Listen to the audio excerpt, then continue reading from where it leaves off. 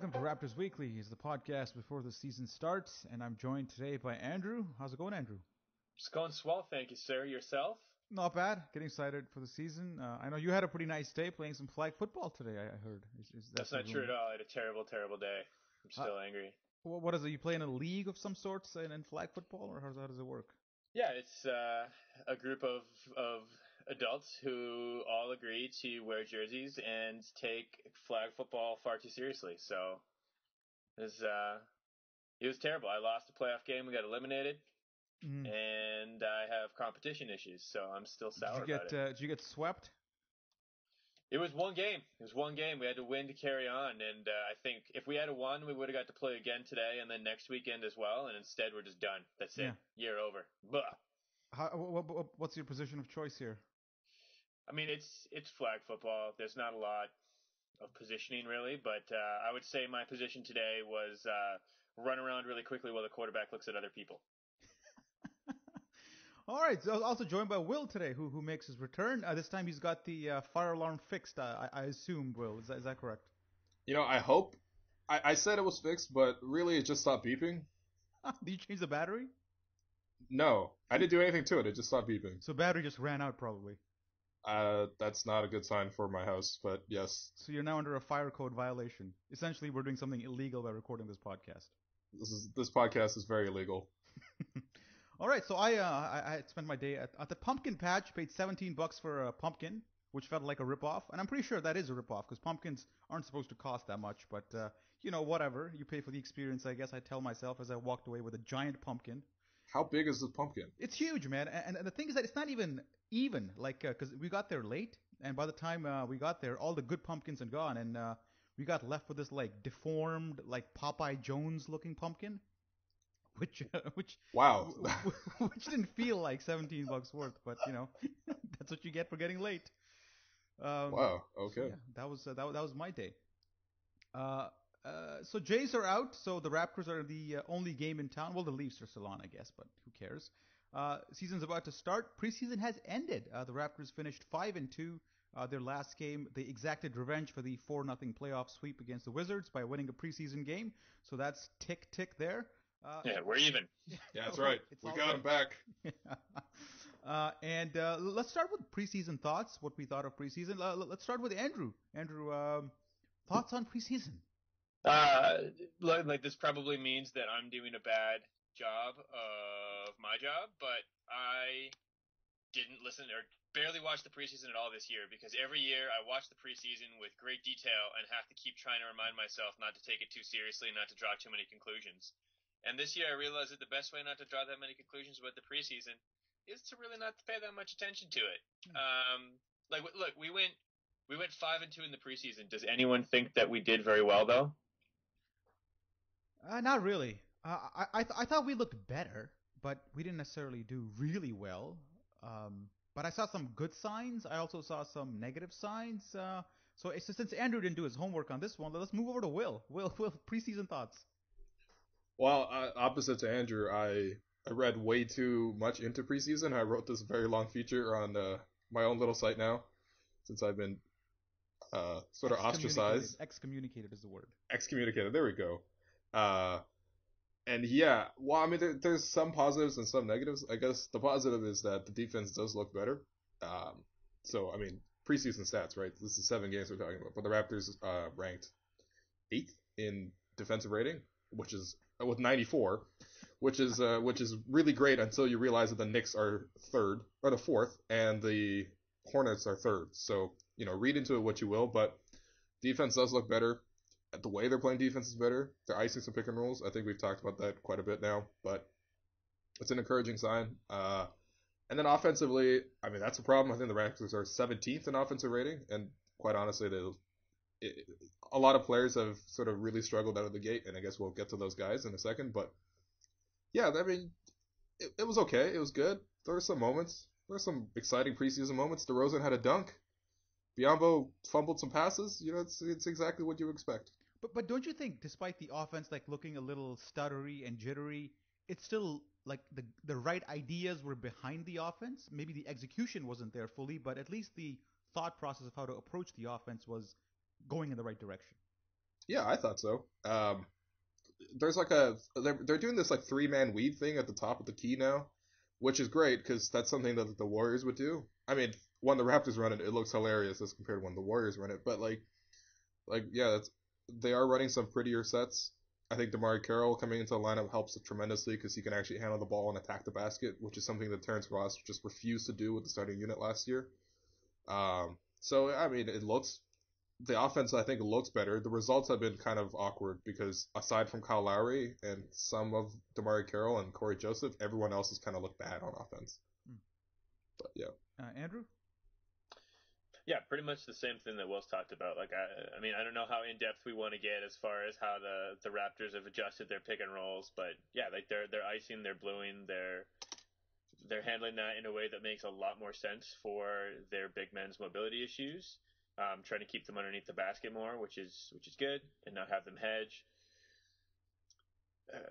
Kyle Lowry has looked fantastic, and it's looked like the offense is going to be quicker, hopefully, just by virtue of him moving around more and by guys like DeMar Carroll being able to facilitate as well and have the ball not stay in so many places. But we're still going to run some dribble handoffs for DeMar. DeMar's still going to slow down with the ball, and Jonas is still learning how to pass. So if you look at like top 2 positives coming out of preseason, like for me, one is Kyle Lowry, just the way he's been playing, just his shape and how active he's been, how like he doesn't look like he gets tired anymore. That's number one. And number two is DeMar Carroll, who's been kind of exactly what we thought he was going to be, or hoped he was going to be when we signed him. Again, it's just preseason, but those two are like the two big positives for me that I take back and go, yeah, I think we've really improved in certain areas. And now flipping the coin, like what are the two areas of concern coming out of preseason? Obviously, Will, you got to start with power forward. Oh yeah, for sure. Because the power forward spot, I think we all had concerns through the offseason of like, okay, Masai's going to address the spot, right? I mean, Amir left. We can't just roll with Scola and Patterson, and I guess that's what we're doing.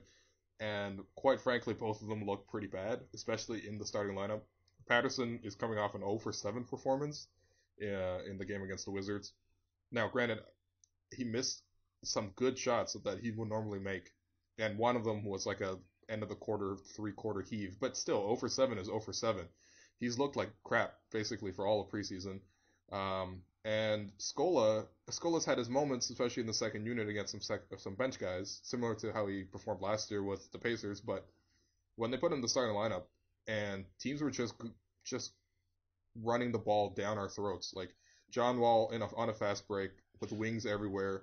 Scola and like Jonas Valanciunas haven't even crossed half court most of the time when the Wizards pick the ball up. Yeah. So yeah, the power forward spot definitely looks to be a big issue. Yeah, and number two. Number two, DeRozan. DeRozan is struggling so badly. I think he's missed all of his 3-point attempts through preseason, and I think he's tried 10.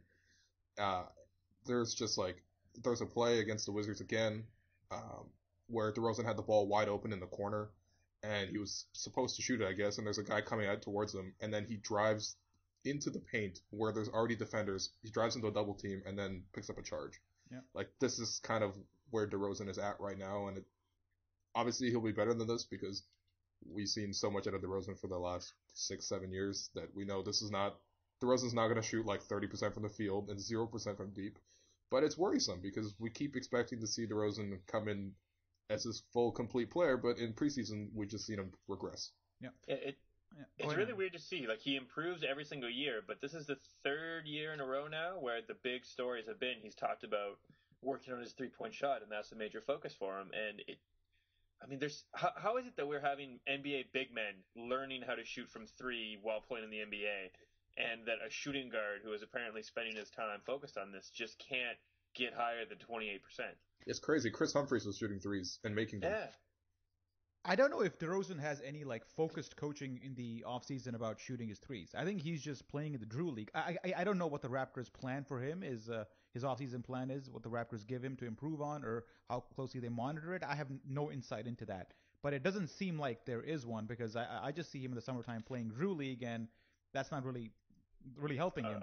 And I'm not really buying this whole he improves every year. He improves a little bit every year, but he's not improving where he's supposed to improve, which is ball handling and three-point shooting. I mean, he's not developing anymore, man. This is your career. Like, you've grown up. There's no like trajectory anymore. This is who you are as a player. And at this point, year 6, you don't have a three-point shot, and this is kind of who you are. I don't think we can expect like massive increases from DeRozan going forward. I think this is what we have to live with going forward. No, I mean, Yeah. Sorry, Go ahead. No, you, Yeah. sir. Okay, well, yeah, I just want to temper it a little bit because, like, DeRozan's not going to be as bad as he looked this preseason. But I think your general point is correct. Yeah, this is the type of player that he is, especially if the coaching scheme and the team around him stays mostly the same. Because in this capacity, what we can expect out of DeRozan is a lot of mid-range shooting. And if he gets to the free throw line, then it's a good night. If he doesn't, then it's probably going to be a bad night. Andrew?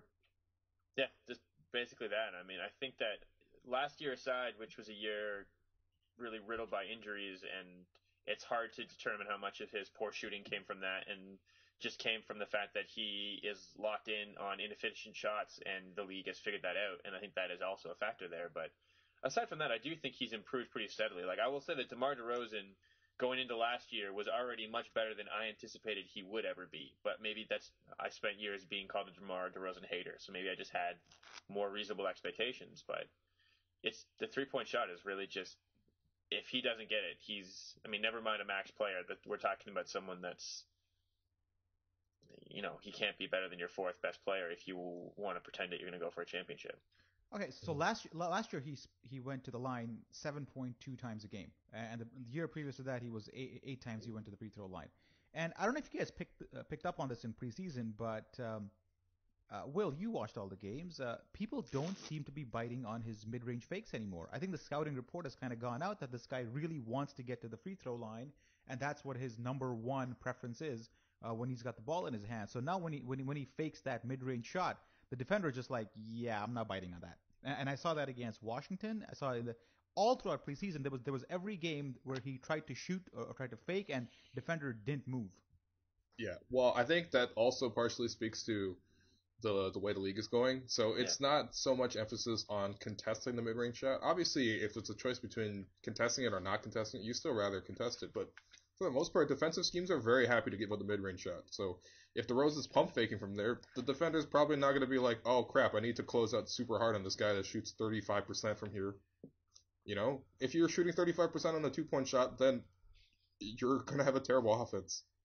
It's a terrible outcome for the offense, at least. So before, at least, like you said, he used to be able to bait defenders into fouling him, and I think he still will be able to do that some, but realistically, I just don't think people are panicking as much as they were before when they say, oh my god, DeRozan's coming off a pin down, and he's wide open from the mid-range, I gotta close out really hard.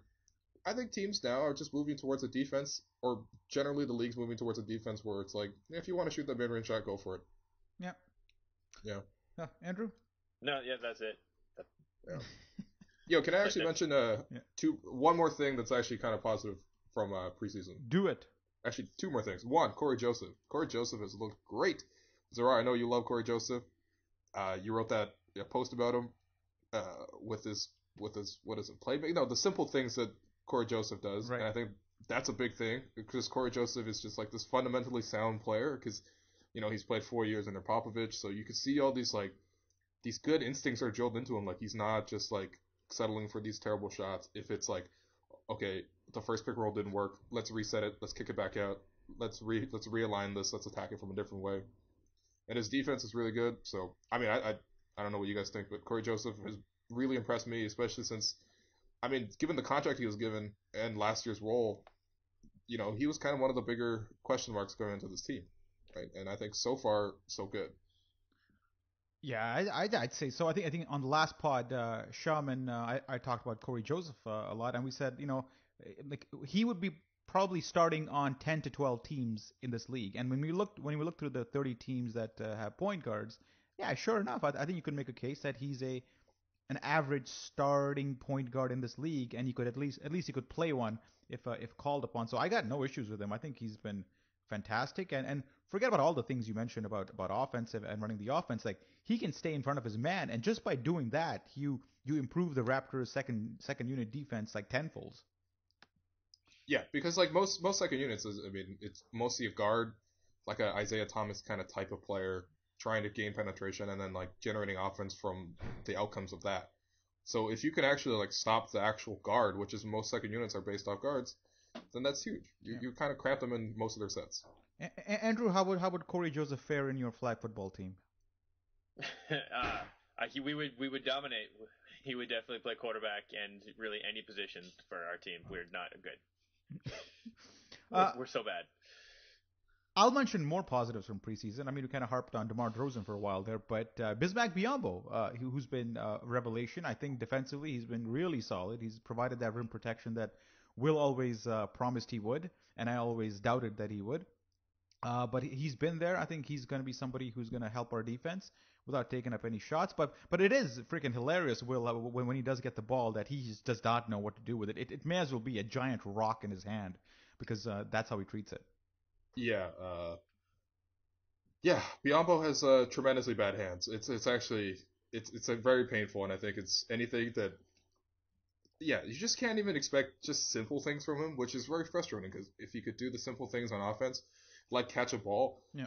he would be a very good, not a very good player, but even a very serviceable player. Like there's like for example, there's talk of like the Warriors, right, with like Festus Ezeli, and there's all this like, oh, he might get like $10 million a year on an extension right now, which is crazy because like if you look at Festus Ezeli, he's not that much, he's not better than Biombo on defense. It's just offensively he has like slightly softer hands. That's it. And Biombo is like a guy you get on 1 year for $3 million, Yeah. whereas Ezeli could be this type of player. So it's crazy, but you know what? Biombo with rebounding, I think he's done a great job because the Raptors as a whole, again preseason stats, but they rank third in defensive rebounding percentage, which is tremendous because they were like 25th last year. Now that's not all Biombo, but Biombo's been very very good on the defensive end, and I think that's all that we can reasonably expect out of him. God damn, Will, where are you getting all these advanced stats from preseason from? I didn't even know they kept them. Yeah, me neither actually. I kind of just like I went to NBA.com just hoping that they had some, but yeah, they have them. Yeah.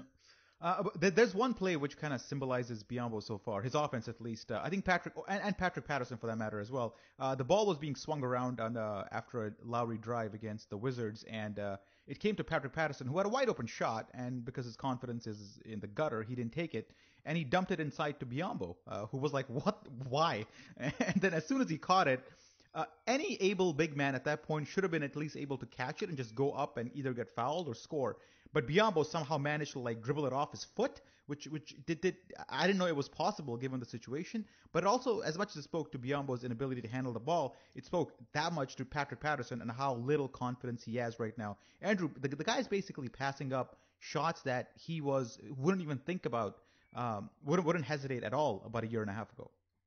Yeah, but it's like you said, it wasn't a year ago. Like this happened during the season to him last year too, where he doesn't look like he wants to shoot. Like there was a series of games towards the end of the year where it was like that was the main story. Just on we have to try to get Patrick Patterson to be willing to shoot when he gets a wide open shot because look, he's not, especially when playing with Valanciunas, it's a problem to have him on the floor defensively because anytime a team is going genuinely small against you, he's not fast enough to keep up with any of those guys.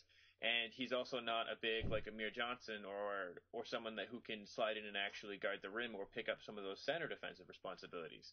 So he needs to bring something to the table offensively, which is spacing. And if he's unwilling to shoot, then teams are going to just start sliding off of him, 6 or 7 games into the season, and it becomes an unplayable duo. Yeah. Mm-hmm. And the guy that now we're kind of looking at in hopes of providing some oomph at the power forward spot isn't really getting any playing time. I mean, James Johnson, who all summer we talked about, or Casey talked about that he might play the 4, or he's definitely suited to play the 4, hasn't really getting any run in preseason. I don't know, Will, if you can pull up his stats and tell me how many minutes he averaged, but it wasn't many.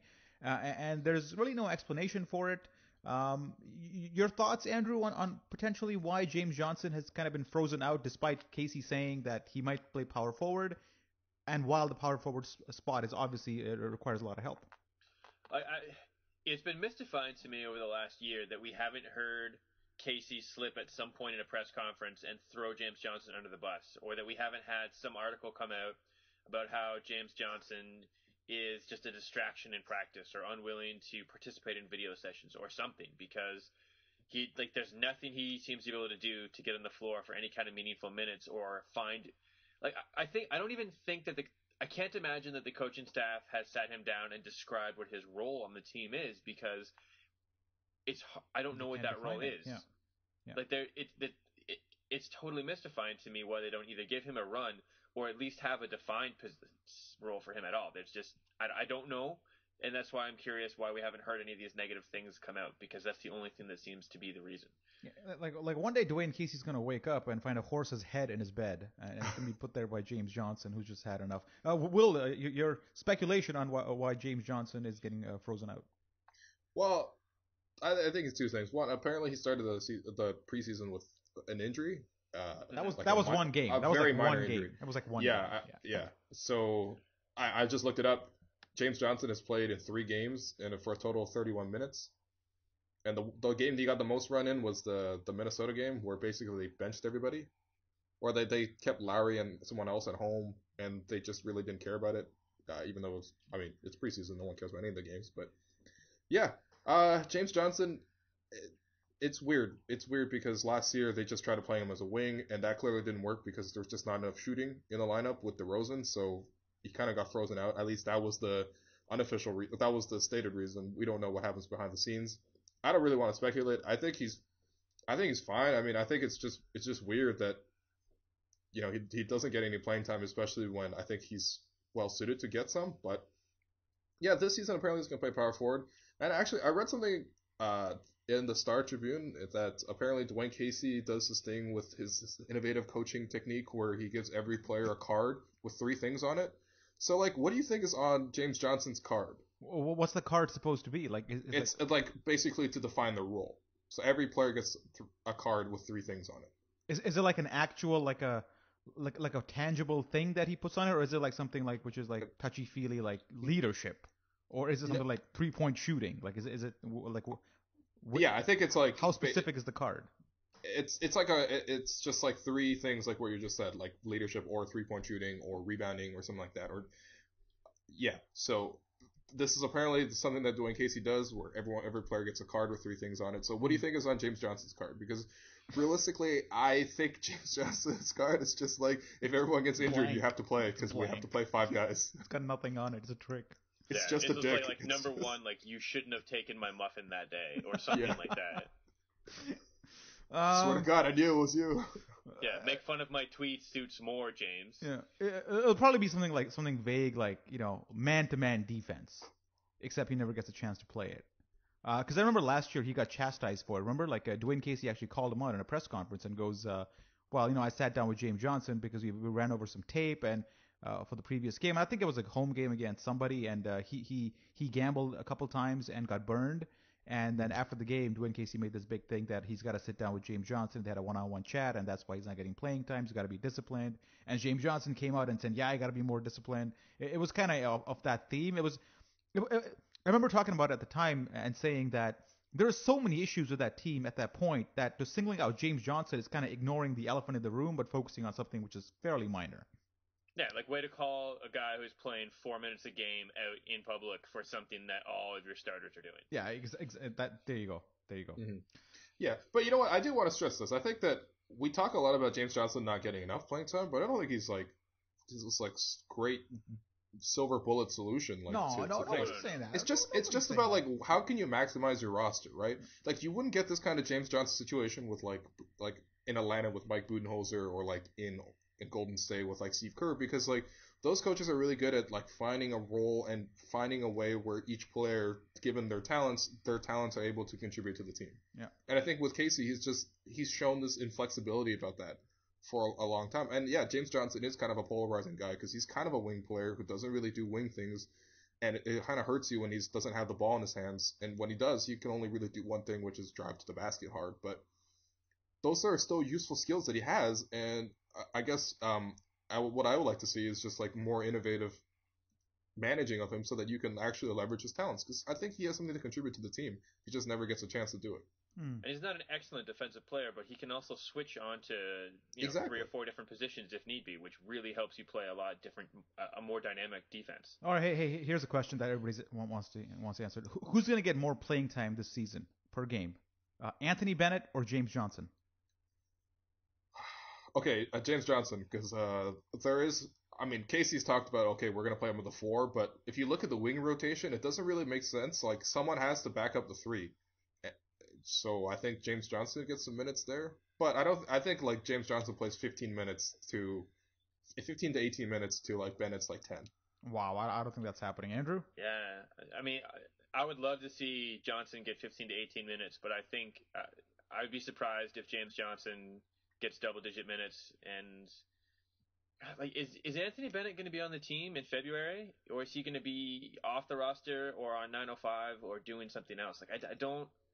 I know he's Bennett's from Toronto, bad. but I just don't see how else he stays on the roster. And you can't have someone on your roster just because they're born here. He's not good. Yeah, I mean, he's bad, and he should get more minutes. I mean, James Johnson. Okay, hold on. He played 19.6 minutes per game last year. Like, I don't think it's that unreasonable that. Sorry, but that including like DNPs and things like that, or is that just games he did play in? I mean, he played in 70 games and played 19.5 minutes. That's Wow, I mean, he will have impressive. he will have DNPs for sure because he had like a string of 7 or 8 of them last year mysteriously. And then he came back with that San Antonio game and single-handedly won it, which is crazy. But yeah, look, Bennett sucks. Okay, so I really hope Bennett is not getting a lot of minutes. I think Bennett is like a project to have on the roster, and if he shows some minor flashes, then maybe Masai re-signs him. I think that's the goal Hey, there. Andrew, who's our backup small forward? Nobody. Right. It's Bruno. Yeah, I guess. Like, is Terrence Ross the backup shooting guard and the backup small forward? No, he's a backup shooting guard. But who's Yeah. like according to ESPN's depth charts, which I'm staring at right now, the small forward position it's DeMar Carroll, and after that it's Bruno Caboclo, who's already on a bus down to Mississauga for the D League. So who's our backup small forward? We exactly. Yeah, there's no I mean it answer, has to be but- James Johnson, right? It has to be. What James about Johnson. Anthony Bennett? No, Bennett can't play the No. 3. Okay, all right. No. Because so somebody told me he's like a 3-and-D type dude. So there's a rumor out there that he's a 3-and-D type dude. I don't know. This is a bad rumor. Unconfirmed rumors. You could confirm this rumor watching one game. 25% 3-point shooting. Yeah, seriously. Okay, that's the thing with Bennett. If he could actually like consistently. What hit about a James three-pointer Johnson though? But shouldn't James Johnson be our backup small forward? Wouldn't that make too much sense? Yeah, because we don't really need a third or fourth. Power Like forward. we have enough shitty power forwards the way I look at it. We don't need another one. Like, why don't we just move him over to the 3 and he's our backup small forward? Case closed. Yeah, Yeah. and then there's the thing of all the talk about moving Damari to the 4 for in some lineups. It's like neat. So who You need wings to do is- that.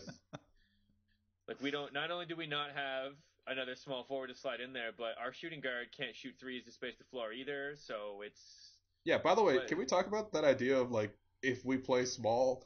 Because like that unit would suck. First of all, if it'd you be bad on both ends. exactly right, you'd be taking up, a power forward so that you can get Terrence Ross into the lineup. Whew.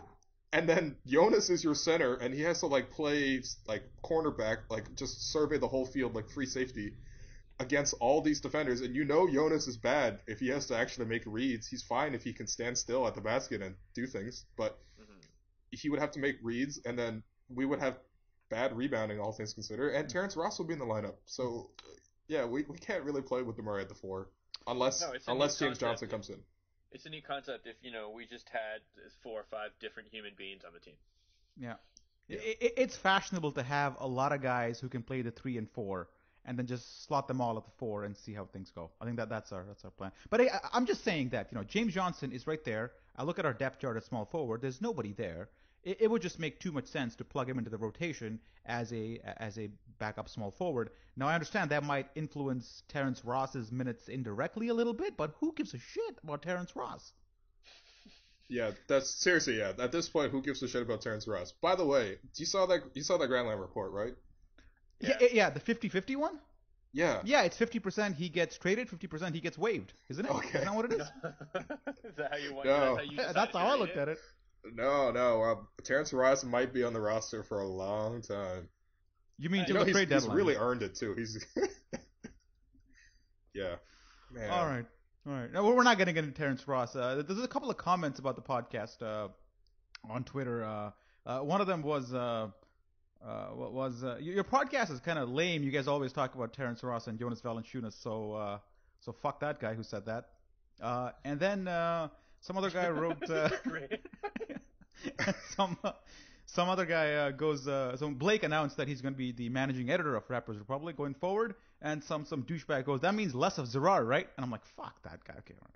Wow. It's harsh, man. It's harsh. Yeah. Well, you know what? Hey, this is a good moment to say congrats to Blake for the takeover, and it's gonna be great for the site. Yeah, it's awesome. It's awesome. Let's take a break and come back, and we'll talk about we got games to preview. We got that to talk about. We got real regular season games. Yeah, shit that matters. All right, after this.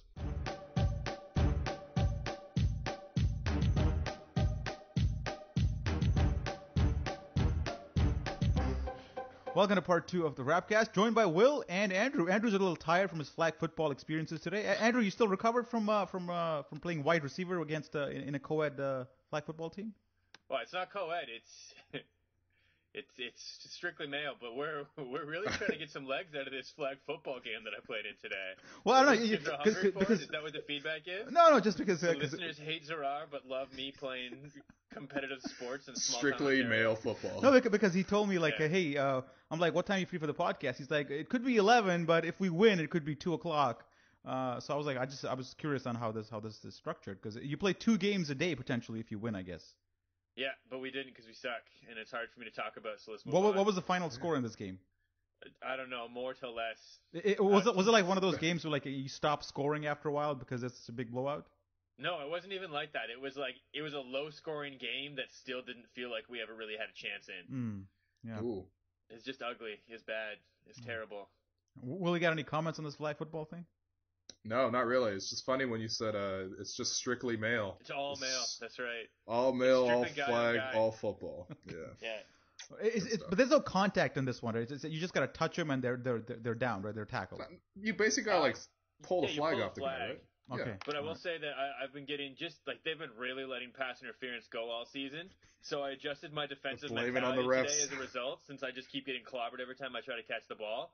And anytime I was guarding someone and they jumped up for the ball, I just pushed them from behind. They'd fall down awkwardly and they wouldn't get called. So I realized that was neat. Are you better at flag football or basketball? Which ones what are you better at?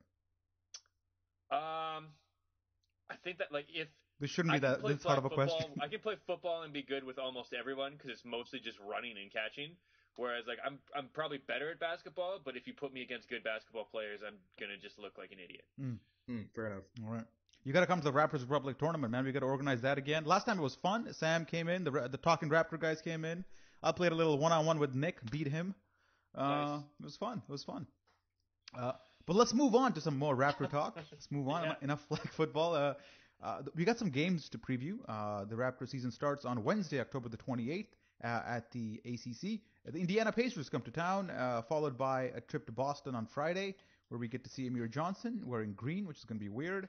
And then it's the most overrated team in the East, the Milwaukee Bucks, who visit the ACC on Sunday. And we'll do our next podcast right after that game. But for now, let's talk about Indiana. Let's start with Will. Monta Ellis is the big news here. Obviously, Paul George returns.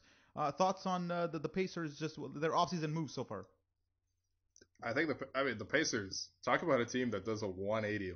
Just think about 2 years ago, everybody wanted to be like the Pacers or the best team in the East. They had the best record, I guess. The Heat were the best, but now look at the team. They dismantled their whole front court to the point where they have no front court players left. No starting quality front court players left. They're putting Paul George at the 4, which in preseason I think he actually looked pretty good on offense, but defensively they struggled, man. And they're just gonna try to run the ball with just 4 shooters at all times, and it sounds good on paper, but when you look at it, you're just you can't change the dynamics of basketball this dramatically, this quickly, with players that are new to the system and expect to be good right away. So I think the Raptors take this game pretty easily. The big difference is, can Jonas put his mark on the team, because realistically he's not going to be going against some great defenders. We're talking about Jan Mahimi might start at center, and Lavoy Allen and a 20-year-old rookie named Miles Turner is going to come off the bench to guard him. So if this is the kind of guy that we gave $64 million to, it'd be great if you can do some damage against these kind of guys, even against smaller lineups. Well, but Jonas, what do you mean damage? Define damage. I mean, he's got to be able to score in the post. He's got to grab some easy there. Grab some offensive rebounds. What do you think this is? Score in the post. Maybe catch the ball in the post. Maybe make a move in the post. Maybe even shoot the ball in the post. But scoring, come on. Andrew, give me your real thoughts on the Pacers here. The Pacers are going to take a little while to put themselves together. It's a team totally changing their identity, and they've got a lot of different players. Is Jordan Hill playing some center for them as well? That's right. Yeah, Jordan Hill. He's officially the backup power forward, but you know. Yeah, I mean, I don't think that they're going to be ready to. I don't think that's the team that's going to pop out of the gate. I think that you're going to see. I think the Raptors are going to have a better idea of what it is that they're doing, and that's probably going to pay off. I think they take this game, but I mean, by mid-season, I wouldn't be surprised if the Pacers are sneaking up on being a team that no one's really looking forward to playing. I think they're going to end up scoring a lot like last year's Mavericks team did. Yeah, I don't know about that. I just don't see. I see Paul George, I see Monta Ellis, and then I see just a bunch of question marks. CJ Miles is a decent player, but I just don't see how they're gonna be a high octane offense, which they're hoping they will by going small. I just don't see it. I think Mahimi's like a all right defender. George Hill is he dribbles way too much. He's a high usage point guard. Yeah, but he's not going. George Hill's good though. George Hill is good, and I think Monta is going to handle the ball a lot more than him offensively, and George Hill is just going to pick up the defensive slack for Monta. Yeah, I don't see it. I see the Raptors taking this one at home. They're asking for a lot from Ian Mahimi. Yeah, that's the thing. If you want to play small, that's fine, but at least have a competent center. Yeah. They don't have a competent starting. Would you rather have Jan Mahimi, Will, or would you have Bebe Nogueira? Man. Okay, that's too far. Are you talking about basketball or? No shit. What else? Yeah. Man, that's a bad choice either way. Jan Mahimi is just kind of like. He can roll to the rim at least. Can he? He is not always going to do the right thing, but he is capable of doing competent basketball things. I just see him as like a light version of Roy Hibbert. That's something. Kind of. I don't know. Can you actually play Bebe against real NBA players at this point? I want to see it happen. Good team. Can you put him on the court? We might see it next Wednesday. All right. When the Raptors blow out the Pacers. Jan Mahimi versus Bebe Nogueira. This is the matchup of the season. That's the undercard right there for Wednesday night. I see the Raptors taking this one. I see the Raptors take this one. Yeah. Okay, done. Up next, we take a day off Thursday. Raps don't play many games on Thursdays. That's because no one wants to watch the Raptors, and Thursday is reserved for TNT. Actually, let me just correct all that. They have 8 games on Thursday this year, which is I think an all-time high because usually they just don't play it. Well, I am totally wrong. People want to see the Raptors. Yeah. On Thursday. Yeah. The people have spoken. And I think one of those games on January 28th against the Knicks is actually on TNT. So we got at least one game on TNT, which is actually one less than last year. So, anyways, so the rest of the time we're that third game where halfway, right before they go to commercial at the second chunk of the halftime show, EJ's like, by the way, there's another game on tonight where Toronto is up, and that's the mention that we get. Well, I think that's the mention we're supposed to get. I mean, given what we've done over the last few years. I mean, getting swept in the first round doesn't get you TNT coverage. No, I'm just unless saying you're the if Knicks. We're only on TNT once, then we're going back to the people are not asking for the Raptors. Yeah. All right. Okay. So Friday, Boston. We traveled to Boston, which is always an interesting affair. We got a little. What's the announcer's guy? What's that guy's name? The announcer. Tommy Henson. Tommy Henson always cast the Celtics feed just for kicks. And we face Amir Johnson and the Boston Celtics. Is this their home opener? No, it's not. Boston thoughts, Andrew? Let's start with you on this one. Boston's roster is 8 power forwards and 7 point guards.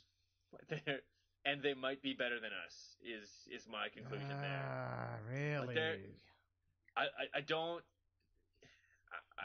don't think Boston is great, but I just look at what they were able to squeeze out down the stretch last year compared to what we were able to do down the stretch, and there's something about that gives me pause. I don't fully understand how it is that Boston is as competitive as they are, but pure hustle, man. It's all the coach. Yeah, it's hustle. It's just being organized. That's all it is. I mean, in my view, Will, you disagree there?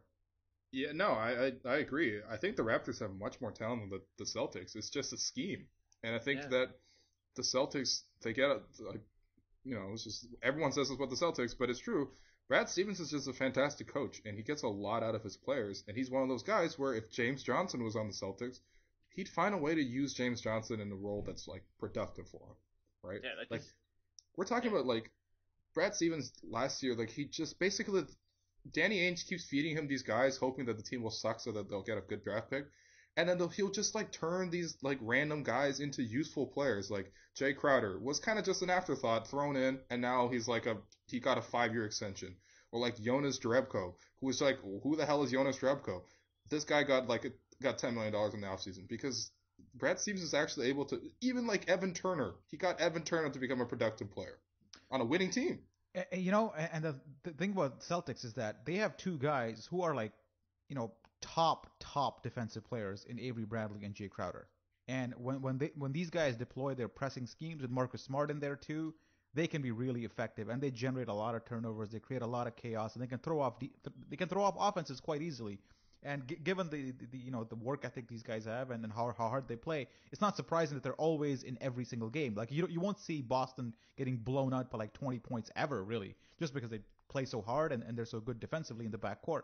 So that gives them a leg up on, I think, most teams. But when you look at the Raptors traveling to Boston, I see our offense, which hasn't looked great this preseason. I don't think we're gonna find our way by Friday night. So I'm picking this as a loss here. Yeah, Boston did better against LeBron James in the playoffs than the Raptors did against Otto Porter. Oh, it's a humbling moment. Let's just take a moment of silence. I'm not going to have a good time understanding it all year, but I think Boston could end up winning like 47, 48 games and looking the way that the Raptors have looked the last few years. I think Boston wins. Will? Well, you know, I wrote up in my little, like, before I left the site, I wrote up this, like, predicting all the games thing, and I had the Celtics losing this game. I had the Raptors winning 99-97. You were predicting games like a month ago? Like, is that what you were doing? Yeah, I predicted all the all games. 82 games, right. Okay, yeah. Yeah. Is there an algorithm and everything, or did you? No. I just made this up on the spot. Mostly, I was just trying to make a joke for every team. He played him on PS4 all 82 games and simmed him. Yeah. So, you know what? Give me the Raptors by 2. It's gonna be a very close game, and I think Amir Johnson like just lays waste to Jonas, and proves that he was the best front court player that we had last year. But the Raptors win because Kyle Lowry scores 35. Can we talk about Jonas for a bit? I mean, we talked a little bit about him in a joking way, but you know, Jan Mahinmi in Game 1, and he's got Tyler Zeller and Kelly Olynyk here, who are not great defensive players here. So Andrew and I, not joking around, he should have good games against essentially players who are like a tier or two below what he's supposed to be. Yeah, I think Amir Johnson's going to be guarding him though. I think they're going to place Amir at center a fair bit on that team because that's the only way they can play defense.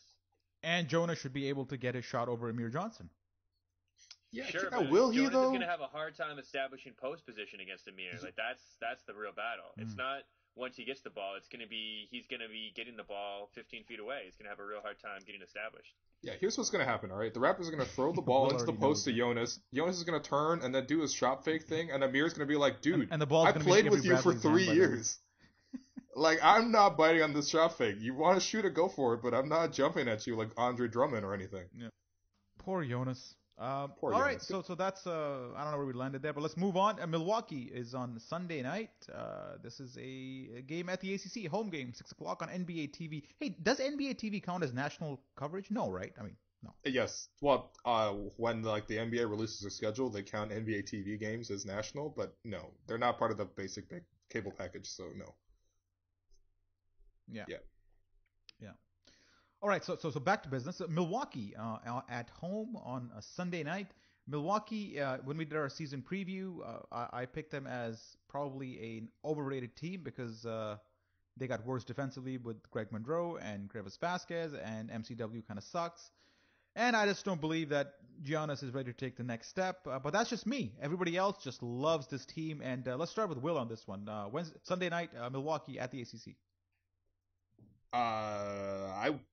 You know what? I want to see the Raptors win this game, but for some reason I can see this being like some kind of letdown game.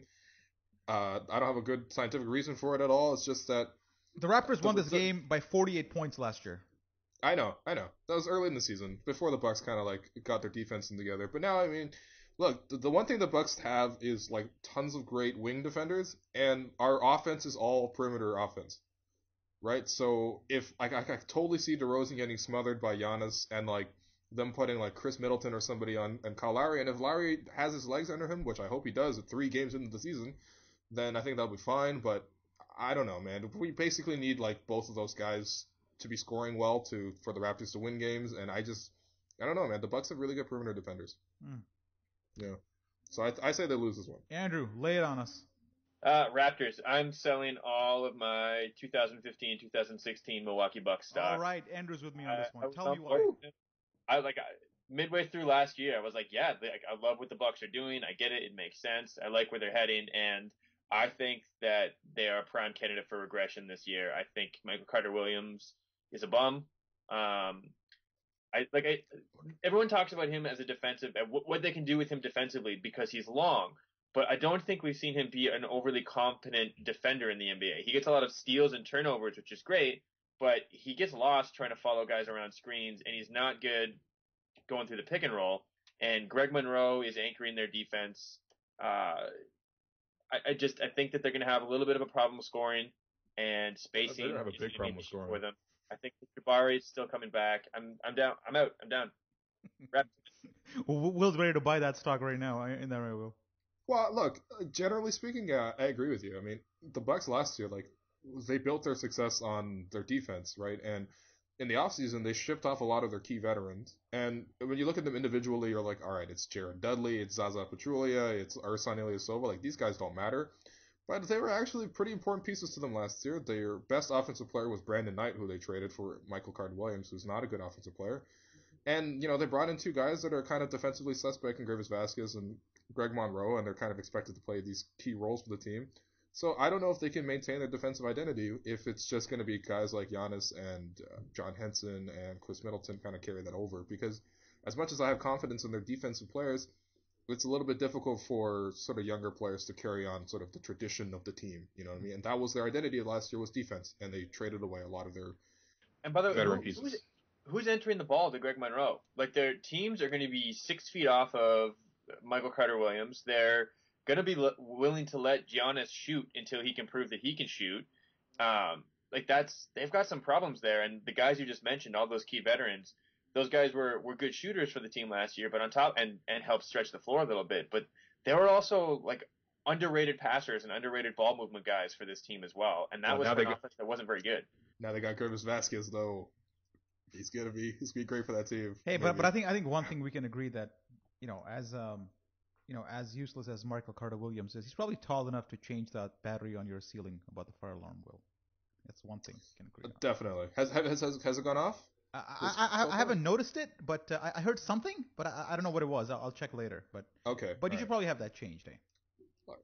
We don't need fire safety measures. Nah.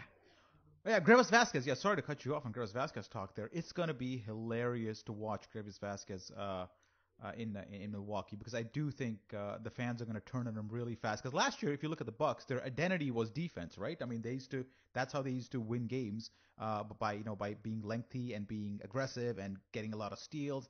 And now you just introduce Greivis Vasquez, who they have a lot of hopes for, and who just is going to play at least 20 to 25 minutes a game for them. So it's gonna be interesting to see how their defensive dynamic changes with that guy manning the ball so much. I got my popcorn. I'm ready to watch this team implode, man. The thing is, they're going to be so stretched for anyone who can just be a competent ball handler and create any kind of offense, that there's going to be fans that are going to be calling for Greivis to play at some point too. I think it's going to be one of those scenarios where they spend the first third of the season saying maybe Greivis should be starting because Michael Carter-Williams can't make anything happen offensively. And then in games where they put Greivis in, they're like, Greivis can't defend anyone. This is a problem. We should put Michael Carter-Williams in. We should fuse them in one player. Dude. No, well, the thing is, they're definitely going to play Greivis. Like, they traded a first-round draft pick for him. Yeah. Yeah. And lying in the shadows is Jared Bayless, who's eyeing minutes as well. And then you also have Canadian Tyler Ennis, who's gonna try to get in. And then you got Rashad Vaughn, who nobody knows who he is. But hey, Johnny O'Brien III, thoughts on him, Will? Hold on. I just like the idea of Jared Bayless lying in the shadows with this like very smooth bald head, reflecting any light that you shine on him. You're like, whoa, what's that? And then it's Jared Bayless hiding in the shadows. Step in, and he just Look, slowly reveals himself. Just slowly bumping back and forth to some warm-up music that you can't hear, but he can.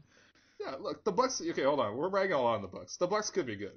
That's a thing, right? But they could also regress too. I think it's a very strange team, and I think they have a lot of young talent. But who knows? I mean, hey, look, Jabari Parker. Look, we don't know what year 2 Jabari Parker looks like. He's coming off injury, so that's a big problem. That's the X factor. Why is he not starting? Why isn't he a problem? They want to ease him in slowly. What does that even mean? I think there's some conditioning issues there too, and also like the sky is the limit for him offensively when he gets things figured out. But it was a really brief sample size we had with him last year, but he was bad defensively, really bad defensively. Basically, all rookies are, right? Yeah, sure, but I mean, he's still kind of rookie. This is a guy who was getting completely lost defensively in a schematic basis while he was still in college. I think he's a really smart guy, so I think it's an effort thing more than anything else, but he's going to have to put the work into learning things and figuring out where to go and how to get there, because there's a couple clips of him just turning around and trying to figure out what was going on. Yeah. Hey, did you guys hear John Henson finally did something productive in his NBA career? Yo, don't diss John Henson. He's good. He's good. Okay. John Henson led the league in block percentage last year at 9.7%. That means 9.7. He blocked 9.7% of the shots that were on the floor. I'll back right? off. Which is crazy. That's like 2 full percentage points higher than number 2, which was like Rudy Gobert. So he could be good. I'll take that back. Yeah, that's right. Don't you dare talk about John Henson. I was referring to his incident at the jewelry store, where he visited a jewelry store in White something, some city called White something that in Wisconsin, I think it's Wisconsin. Yeah, Whitefish Bay, Wisconsin. So there's a warning sign right there already. And he went to the jewelry store, and as soon as he entered, they kind of closed the shop down and called the cops basically. Yeah, it was oh no, there's a black man coming. The worst part is, the worst part obviously is the racial profiling, but like he would have probably dropped some serious bling, some serious cash on that place, and instead they they're ignorant bastards and they kind of did what they did. So very unfortunate incident, and he posted on his Instagram. So that was I'm glad he made such a big deal of it. I hope more players do that. That was nice to see. Well, it wasn't nice to see the racial profiling, but the way he handled it by making a big deal about it. There we go. Zarar coming out for racial profiling. It was really good. The jewelry store took a stand. Yeah. No, it's good that he called them out. He's an NBA player with lots of money. No, I want this specific one. Do you think he looked up on Yelp and was like, "Yeah, this one on Whitefish. It's worth the 5-hour drive from Milwaukee." I mean, I don't know, maybe the team, wherever their training facility is, or maybe he lives outside the city. At this point. It sounds like a weird thing. It's probably a suburb of Milwaukee. That's probably what it is. I'm looking it up. Yeah. All right. And then the best part is the jewelry store kind of made their Instagram private because they were getting a lot of hate mail. Yeah. Why would you, if you're a jewelry store, why would you make your Instagram private? Oh, it is a suburb of Milwaukee. Yeah, but no, that's stupid. No, they made it private after they got. Oh, after. Oh, okay, sorry. I was we sell these jewels and we want you to come buy them, but you can't look at them. Okay, let's take a quick break, man, and then we'll come back to wrap up. Look, of course it's private. They have a really hard time determining who is or isn't white when trying to figure out who can look at their Instagram profile, right? It's only private when Zarar went, but if Andrew went, it's totally That's right. I think it's fine. All right. Let's take a quick break and come back. Terrible people. Welcome to part 3 of Raptors Weekly. Just rounding the podcast off. The Raptors start off on the road a lot. So the Boston game is the first in a stretch of 5 of 6 on the road for them. And then they got 11 of 16 for the month of December. How important is it, Will, that the Raptors come back 500 from this month? Because that's my expectations here. Whenever you have this amount of road games, you just think, hey, 500, I'm good. 500 I think is attainable. I don't think the schedule is too difficult in terms of the opponents. We're talking about the Mavericks. This Mavericks team is not good. At least I don't think. Especially if Chandler Parsons and Wes Matthews aren't healthy right out the gate, which they don't look like it. And then you got the Magic. The Magic, whatever. I think that's a win. The Heat. So it's like the second night of a back-to-back. I hate. Oh, it's not. Never mind. Well, whatever. you got an extra night in South Beach. I feel like the Raptors always lose this game against Miami. But I mean, realistically, like, yeah, then it's the Knicks and then the Sixers. Like, it's not too bad. I think we'll be okay. Yeah. I think we could expect more than 500 really on a road trip on this one specifically. They got some tough games. They got the Wizards, they got the Cavs, they got the Clippers, they got Golden State, but they also have their fair share of Philly and the Knicks and so on. So I'd say, Andrew, 500 is a good enough target to have at the end of November. By that time, you would have the majority of your games being played on the road, and you'll be coming up for a pretty big homestand, a 6 game homestand to start December. So I think a good target for November just might be 500. Yeah, a little over that, hopefully. But you're looking to do just to kind of get by through the tough part of your schedule, and then obviously there's going to be a major compensation for that later on down the road. The Raptors schedule in general is a little bit tougher this year as far as rest and travel days and things like that go, but that's like we've gotten away with murder the last 2 years now. We've been in the one of the two easiest schedules as far as having the most games against teams who are playing on the second half of back-to-backs and that kind of thing. So maybe this is just us getting the karmic response from that. All right, okay, I'm out of energy, man, so I think it's time to say goodbye. Andrew, thanks, man, for taking some time out from your flag football heavy schedule. No problem, guys. It's happy to make this a secondary priority. Will, if your house hasn't burned down, maybe we'll see you next week. Maybe. All right. Hopefully it's not. Thanks, guys.